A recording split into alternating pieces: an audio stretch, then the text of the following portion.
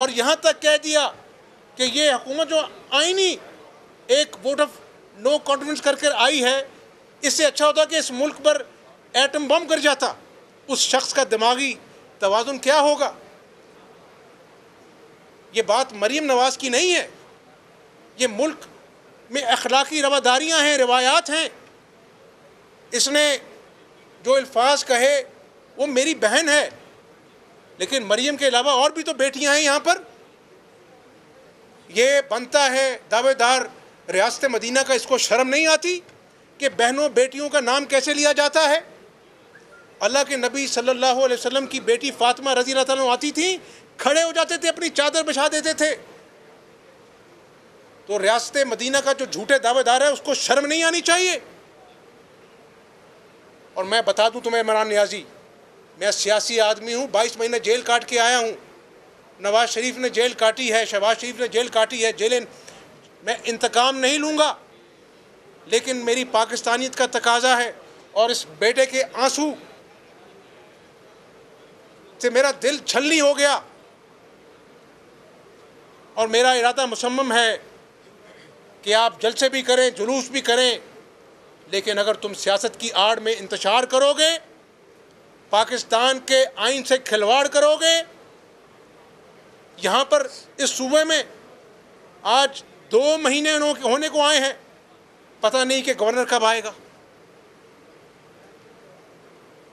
अगर ये मुल्क कायम रहेगा ना, तो शायद हमजा शहबाज की वजारत आज़ा चलती रहे, यहाँ पर अदलिया का निज़ाम चलता रहे, यहाँ पर जमहूरियत पनपती रहे।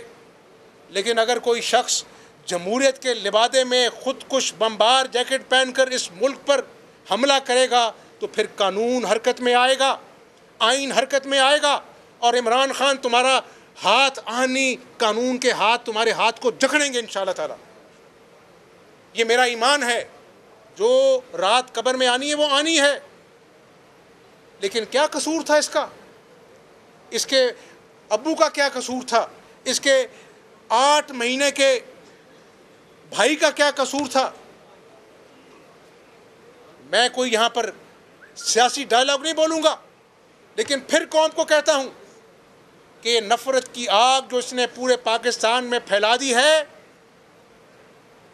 जिसको ना आइन की परवाह है, ना अदालतों की परवाह है, ना पाकिस्तान के दोस्तों की परवाह है, इंतकाम की आग में ये इतनी दूर चला गया 4 सालों में कि आज जिन नौजवानों से इसने 1 करोड़ नौकरियों के वादे किए थे, वो आज लाखों बेरोज़गार हो गए, एक नौकरी नहीं दे सका। 50 लाख घर क्या बनने थे? अपना घर बनी गाला का गैर कानूनी घर को कानूनी कर दिया, गरीब के झोंपड़े गिरा दिए।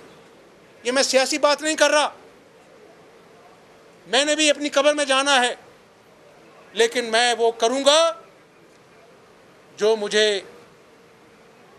एक पाकिस्तानी की नाते करना चाहिए।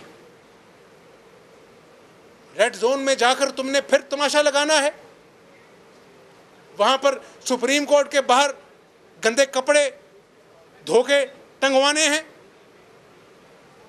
जो इस कानून के रखवाले हैं उनकी तलाशी तुम्हारे शेरुओं ने करनी है, और पूरी अपना जो है वो दुनिया ने देखना है कि कहने को ये आइन और कानून की हुक्मरानी पाकिस्तान में, तो ये क्या खेल तमाशा चल रहा है? इमरान खान, अल्लाह से डरो, तुमने बहुत जुल्म कर लिया इस अवाम पर।